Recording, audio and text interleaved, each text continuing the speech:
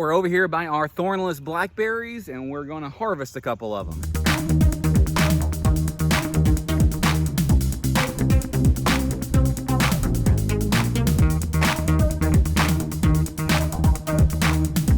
I haven't really shown you too much about our blackberries yet. There really hasn't been too much to show. My way of maintaining these blackberries and really everything is as minimal input and as minimal work as possible. So if you look around here on the ground, then there is all sorts of weeds. And there's some good things about that actually, because whenever you have these weeds, it's gonna help retain some moisture in here. It's gonna help erosion control. There's gonna be all sorts of good things about that.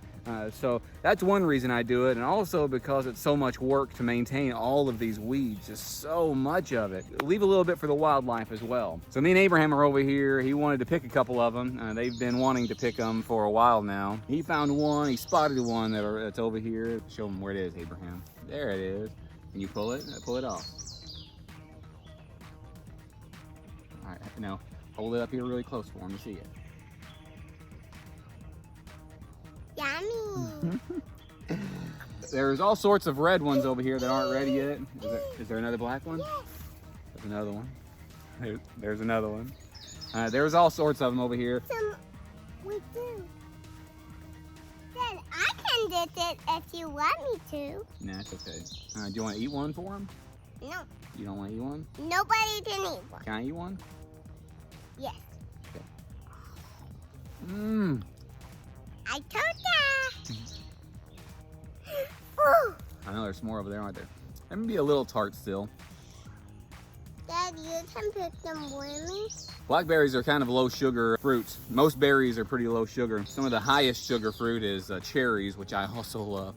I love sweet cherries, they're really tasty. I propagated a lot of these this last winter. I moved a bunch over here into my front yard between some of my fruit trees there amidst some elderberries. Some of those have made it, some of those haven't. I moved several of them up here to the property line hedgerow food forest. But there are so many weeds here. What I end up doing this winter is propagating some more of these, and it's super easy to propagate. I did this last winter, and all I did was just cut them and stick them into the ground about 6-8 inches long with just a couple of buds in there. Strip off the leaves and just stick them in there.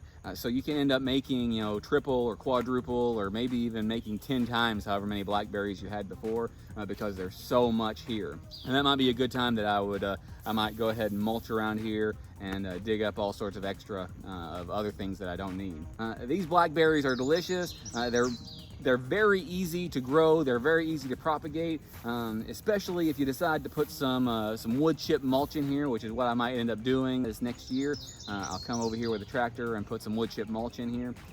But you tell me your experience with blackberries. One of my favorite fruits, and they're super easy to grow. I do have some wild blackberries in here as well. They're the ones that have thorns. Most of these are thornless ones that I got from a friend locally. Thank you, Lynette. I appreciate that very much. But what I end up doing is as I keep propagating these thornless ones, I'm going to keep on whacking the thorny ones, the wild ones down, because that's one of the things that you hate about blackberries is all the thorns and the briars that are in them. The blackberries are really a super easy crop. What I recommend you doing if you want to grow them is to go buy 1 or 2 plants and then take your time, and you can take those and multiply them year after year after year, and then pretty soon you'll have a huge blackberry patch. However much property you have, you can spread them all over your property, and they're really great. If you like things like this or you have any comments, I would be interested in what you have to say.